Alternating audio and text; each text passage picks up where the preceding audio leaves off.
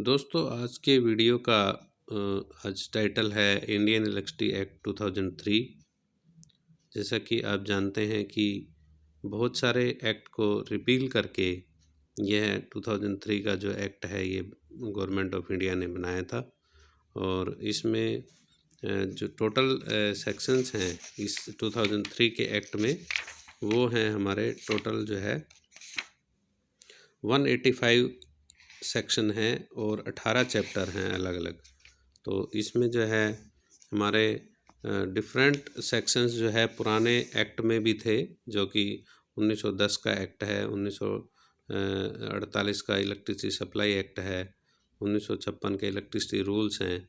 तो different type के जो एक्ट में अमेंडमेंट हुए और उनको एक कंसोलिडेटेड एक्ट का रूप दिया गया, जिसको कि इंडियन इलेक्ट्रिसिटी एक्ट 2003 बोला गया।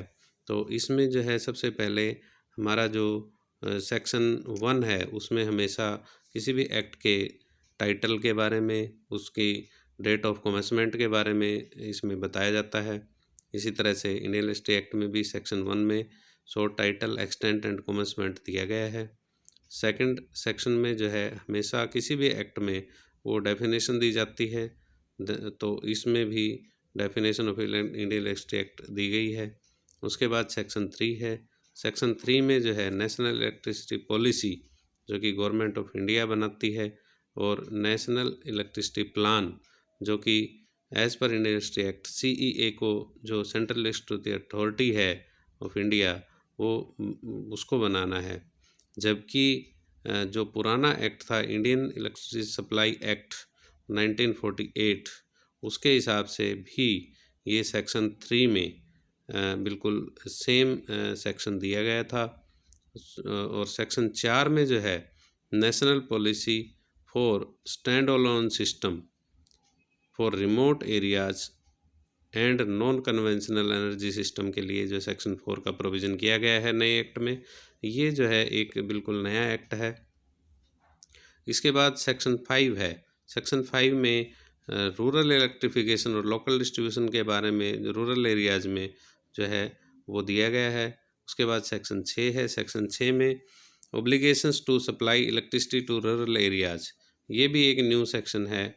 तो इसमें कैसे कैसे जो है रूरल एरियाज़ में इलेक्ट्रिफिकेशन करना है, तो सभी उसमें प्रोविजंस जो है सेक्शन नंबर 6 में दिया गया है। इसी तरह से सेक्शन 7 में जो है जनरेटिंग कंपनी और इसकी जो रिक्वायरमेंट है for setting of generators, generating station, ये सेक्शन 7 में दिया है। हालांकि जो इंडियन इलेक्ट्रिसिटी एक्ट 2003 में प्रोविज़न है कि जो जनरेशन है वो लाइसेंस फ्री कर दिया गया था। उसके बाद इम्पोर्टेंट यह है कि जो सेक्शन 7 है वो सेक्शन 29 था इंडियन इलेक्ट्रिसिटी सप्लाई एक्ट का। तो 1948 का जो एक्ट है उसमें सेक्शन नंबर 29 था, उसी को जो है चेंज कर दिया गया। बस इसमें ये है कि पहले जनरेटिंग प्लांट लगाने के लिए लाइसेंस की ज़रूरत होती थी, उसको अब लाइसेंस फ्री कर दिया गया है। उसके बाद सेक्शन 8 है। उसमें हाइड्रो इलेक्ट्रिकल जनरेशन का कोई प्लांट लगाना है तो उसका क्या प्रोविजंस हैं, वो पुराने एक्ट में इंडियन इलेक्ट्रिसिटी सप्लाई एक्ट 1948 में दिया गया था। उसके बाद कैप्टिव जनरेशन का सेक्शन 9 में है, जो कि पुराने सप्लाई एक्ट 1948 में 44 नंबर सेक्शन था, उसी को इसमें बनाया गया है। इसी तरह से सेक्शन 10 है इंडियन इलेक्ट्रिसिटी एक्ट 2003 का। उसमें ड्यूटीज़ ऑफ जनरेटिंग कंपनीज़ को डिफ़ाइन किया गया है, जो कि सेक्शन 18 था 1948 का जो इंडियन इलेक्ट्रिसिटी सप्लाई एक्ट था, उसका सेक्शन 18A जो है उसमें ये प्रोविजंस थे। अब सेक्शन 11 जो इंडियन इलेक्ट्रिसिटी एक्ट 2003 की यदि बात करें तो उसमें डायरेक्शंस टू जनरेटिंग कंपनीज़, वो क्या क्या डायरेक्शंस जो है गवर्नमेंट ऑफ इंडिया उसको दे सकती है, ये एक नया प्रोविज़न जो है ऐड किया गया है। अगला सेक्शन 12 है। इस सेक्शन 12 में इंडियन इलेक्ट्रिसिटी एक्ट का जो है बताया गया है कि कौन कौन अथोराइज पर्सन हैं to transmit of supply, to distribute the supply in that is distribution and transmission of supply is given in section 12, जो कि ओल्ड एक्ट जो 1910 का जो एक्ट था, जो ब्रिटिश रूल में जो 1910 में जो इलेक्ट्रिसिटी एक्ट था, उसके सेक्शन 3 में जो है ये अथोराइजेशन दिया हुआ था। तो अब सेक्शन 13 है, पावर टू एग्जेम्प्ट। किसकी पावर है एग्जेम्पशन देने की? To transmit supply and distribute the supply. तो ये जो है सेक्शन 28 ऑफ 1910 जो ये एक्ट था इलेक्ट्रिसिटी एक्ट, उसमें प्रोविजन था। उसके बाद आपका सेक्शन 14 है, जिसमें ग्रांट ऑफ लाइसेंस का प्रोविज़न दिया गया है। It was similar to the section 3 of Indian electricity act 1910। इसी तरह से सेक्शन 15 है, that is procedure for grant of licence, जो कि सेक्शन डिफरेंट सेक्शंस जो 1910 के एक्ट में थे उन्हीं को मॉडिफाई करके ये दिया गया है। इसी तरह से कंडीशंस ऑफ लाइसेंस सेक्शन 16 में है, ये भी 1910 के एक्ट में प्रोवाइडेड थे। सेक्शन 2, 3 डी टू एफ और शेड्यूल में दिए हुआ था। इसके बाद जो है आपका सेक्शन 17 है, distribution of licence not to do certain things. तो ये जो है section 9 of Indian electricity act 1910 में दिया हुआ था।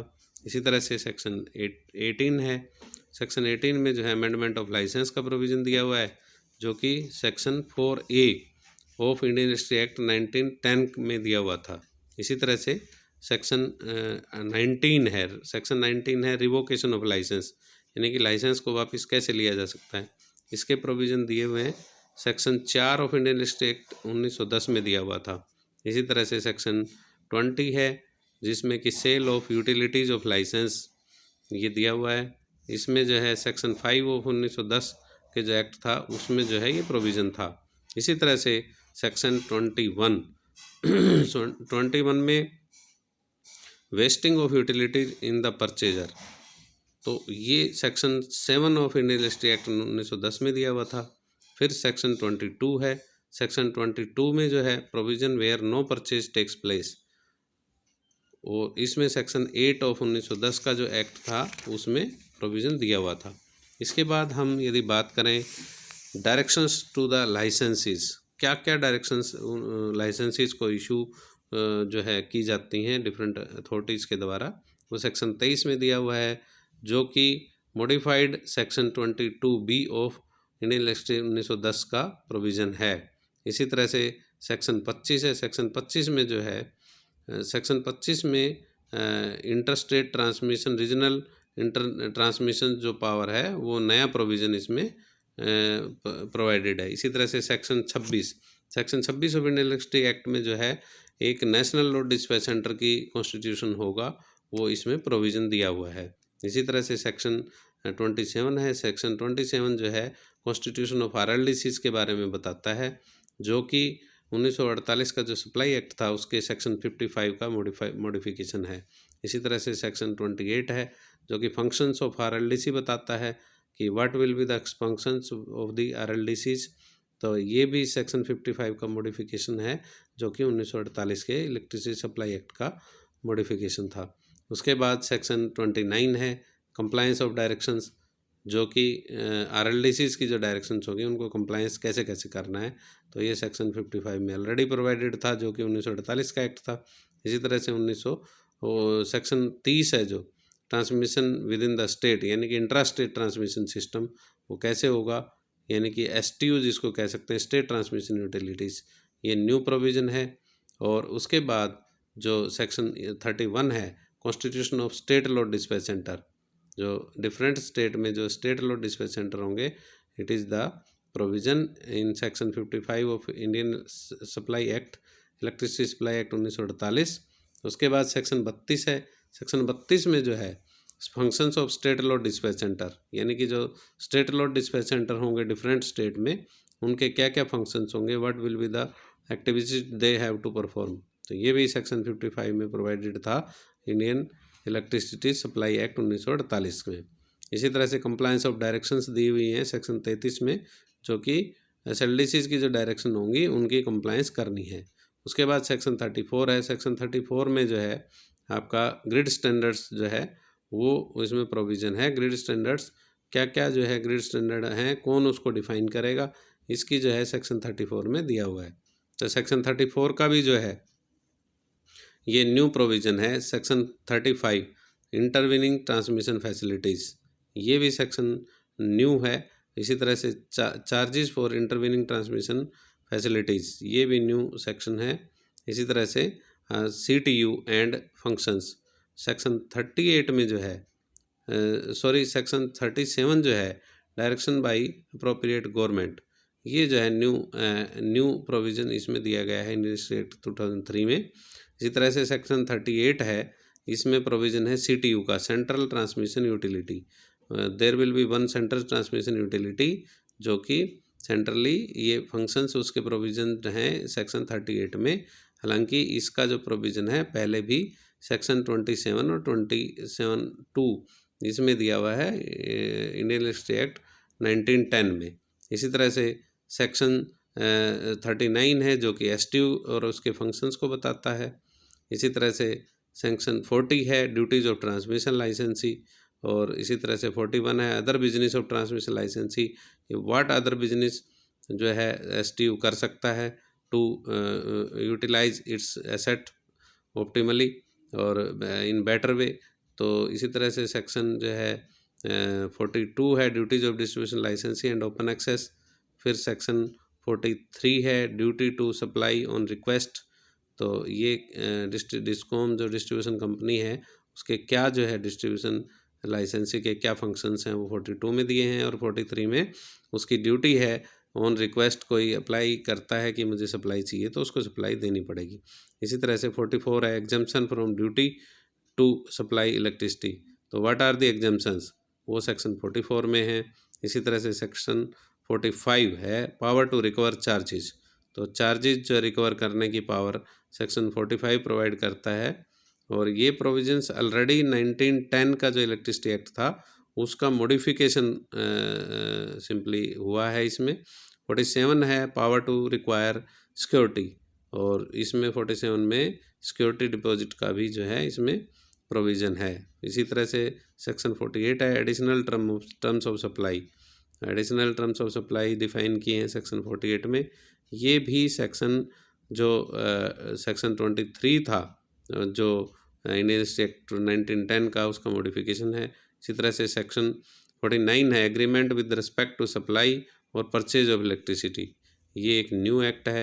इसी तरह से 50 जो सेक्शन है इलेक्ट्रिसिटी एक्ट का, उसमें दिया हुआ है इलेक्ट्रिक सप्लाई कोड के बारे में, जो कि इंडियन एक्ट 1910 में भी दिया हुआ था। तो दोस्तों इस प्रकार से हमारा आज का वीडियो यहाँ ख़त्म होता है। इसको लाइक और सब्सक्राइब करने के लिए बेल आइकन दबाएं, और यदि अगला वीडियो देखना है तो इसको ज़्यादा से ज़्यादा इसको सब्सक्राइब करें। धन्यवाद।